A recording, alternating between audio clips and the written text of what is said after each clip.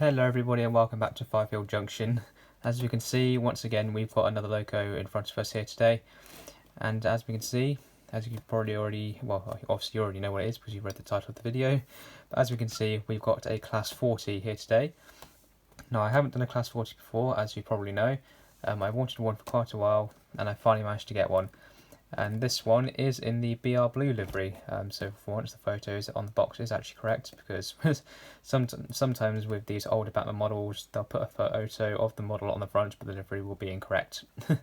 You probably know that already, but yeah, it is a BR Blue class 40. I don't think the numbers on the end, no. Obviously this model did come from Hatton's, so I think they usually stick some sort of label like this over the end of the box. But this particular one is 40118, and it has been I'm pretty sure it was renumbered by the previous owner. And 40118 is one of the preserved 40s, so if you do want to go and see it, you can. I'm not quite sure whereabouts in the country it is, but it is still running. I believe the original number that it would have been from the factory is 40075. I believe is the original number of this particular model, but in this instance it's 40118.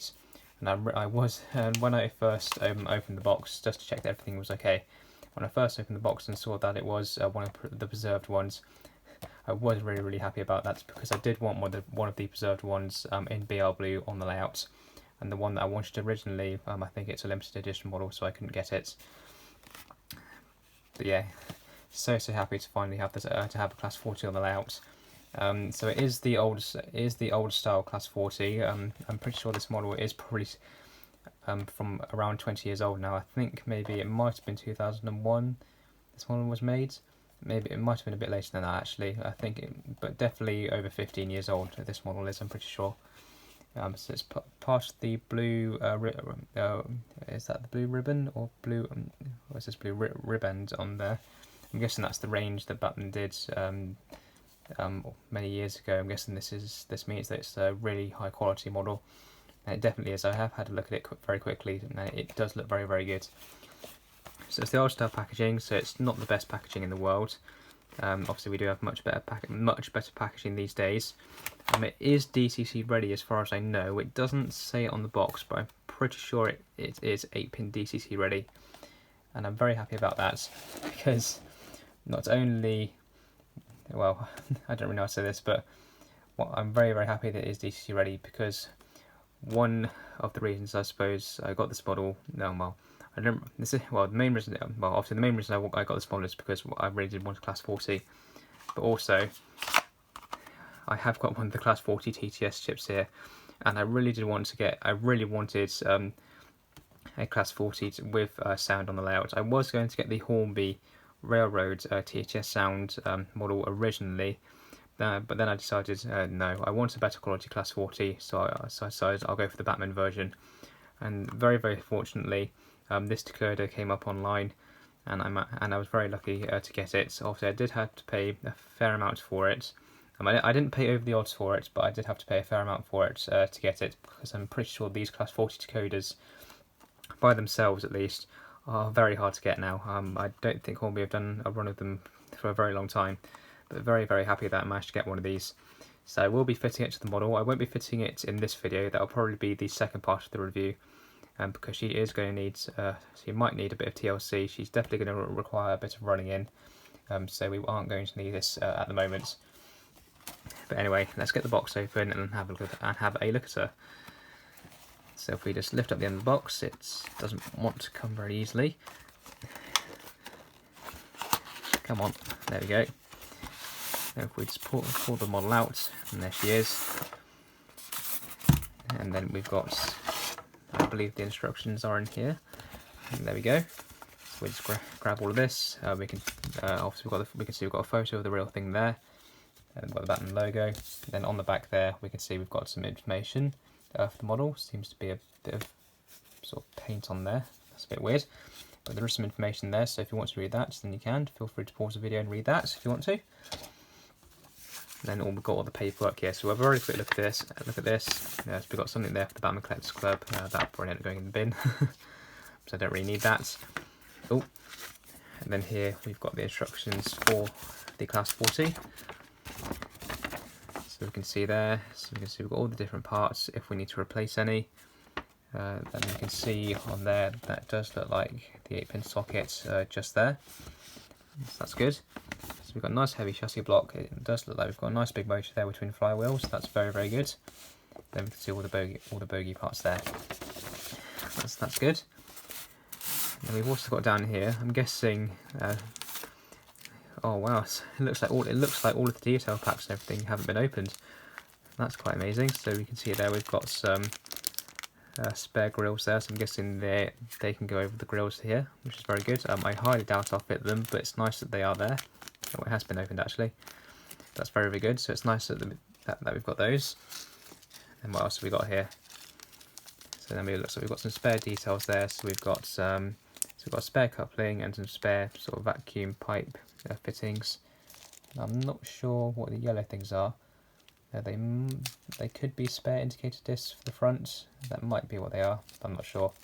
But it's nice we've got some spare details there. And then we've got the model itself, and it certainly weighs a lot. It's very, very heavy. So if we very carefully get her out, there we go. No, I've just noticed we've got a few bits here. Is this a piece that fell off? I think. Oh no, that's something else. I think that's a bit of old solder or something. But we have got a vacuum pipe here. Now I did notice this when I opened it up earlier. I'm pretty sure it's come off one of the ends. I'm guessing it's come off. Oh, sorry. Sorry, I wasn't shot there. Yeah, there we go. I'm pretty sure it's come off about there. So that's a shame, but that should be fine. I probably should be able to refit it fairly easily if I decide to. But if we put that to one side, and then we can have a look at the model itself. And oh my gosh, well, for a start, she is massive. I reckon this must be one of the longest locos that you could probably get. It's very, very heavy. And yes, I think I was right. Those orange things are in the detail bag. It looks like there's indicator discs to go on the front. But wow. I mean, look at this. She's absolutely amazing. So first things first, she has got sprung buffers. That one's a bit wonky. There we go. But, so yeah, we have got sprung buffers. That's very, very good. As for driven wheels, I'm pretty sure I checked this earlier. I'm pretty sure on the bogies it's just these two per bogie that drive. The very rear one here, as you can see, that just turns freely. And I don't think it picks up either. No, it doesn't look like it doesn't look like it picks up. It looks like it's just the ones that drive that pick up as well. So we've got 8 pickups per rail, so that should be fine hopefully. Although I have found with the old style Bachmann 66s that have the same amount of pickups, I find they do tend to cut out and quite often, but hopefully we won't have that issue with this model. But wow, I'm struggling to say words. But after one of the first things is she is very, very heavy, like I said earlier. There is an awfully lot of weight to this model. There is so much weight, well, it hurts to hold her a little bit, to be honest. It's actually making my arm ache. We can see there we've got a nice grill on the top, and I'm pretty sure that is a metal mesh grill. There is a fan underneath there. It's a bit hard to see it because it's black, but we can see it. Then we've got the beautiful exhaust there, and some beautiful detail on the roof, which is very, very good. She hasn't got any lights. Obviously the newer versions of the Class 40 do have lights, but these sorts of versions, they don't have any lights, unfortunately. But you probably could fit some, or at least you could fit some tail lights at the very least, because it looks like you can easily fit some tail lights there and there. But as for headlights though, I'm not sure where they go, unless they just go in the same place. We've got some grills on the side there, and I think they might be separately fitted. They do feel a little bit flimsy, so they might be separately fitted. And we've got some warning signs there by the door. The handrails there, I don't believe those handrails are separately fitted, but the ones by the driver's doors here are. And we can see the driver there. Buff beam details, very, very good. We've got some nice colour there to some of the pipes. And the bogies, well, I reckon these must be the biggest bogies that any loco ever had, I reckon. They are absolutely massive. And obviously the front wheels here, I'm pretty sure they were just there for things like weight distribution, helping the loco go over points and stuff. Hopefully they won't cause us any issues, because I do have some issues with some points, a couple of points on the layout, but that's only if locos are going in a certain direction, so we should be fine. As we can see, that we've got no drive on the other end, which is very good, so it's good that we've only got a drive on one end. And then we've got a coupling. Now, is the coupling NEM? Yes, I believe it is. It looks like it's a NEM coupling.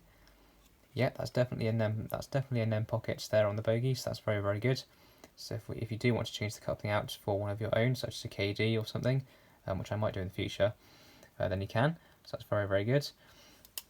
Livery application, obviously, it's probably one of the plainest liveries you can get, really, BR Blue, but it is applied beautifully. There's no blemishes in the paint, so it's nice crisp transitions between the colours. Then you've got the logo there, and then you've got the running number. And you can see there where the number has been changed. There's 240-118. Again, I'm pretty sure if you were to buy this model, it would be 40075. Which obviously, and that one obviously doesn't exist anymore. But this particular one, 40118, it is preserved. I'm pretty sure it is still in this livery. I might be wrong, but I'm pretty sure it is still in this livery, and it's definitely still running. So again, if you do want to see it, then you should be able to. But overall, I don't really know what else to say. She's absolutely fantastic. Brilliant. There's obviously for her age, she's very, very good. Obviously, it's not quite up to today's standards. It would be nice if she did have lights. Obviously, the circuit board would be better. But you would have a 21-pin circuit board, whereas this one will just be 8-pin. But yeah, overall, I'm impressed. She's a very, very good model. But anyway, next thing to do is we'll put her on the track, and we'll give her a quick wiggle, see how she runs on DC, and we'll get her running in. Then in the next video, in part 2, we'll fit the TTS chip and probably upgrade the speaker as well. And then we'll see what she's like when she's on DCC. But anyway, let's put her on the track and see how she runs. Okay, here we are over the layout. I'm sure you're used to seeing this by now. But let's just grab the loco. Now this is probably going to be one of the hardest locos to put on the track because there's so many wheels. But anyway, let's try and get all the wheels lined up. Okay, that's one of the bogies on. And then I think that's the other one on. Yeah, there we go, she's on. That wasn't as hard as what I thought it was going to be. But there we go, and obviously she's still DC at the moment. But anyway, so I've got the standard Hornby DC controller connected up to the inner loop. But anyway, let's give her a bit of power and let's see if she works. Ooh. Ooh, she does. A bit noisy, and a little bit grindy, but that should improve with some running in. Let's try the other direction.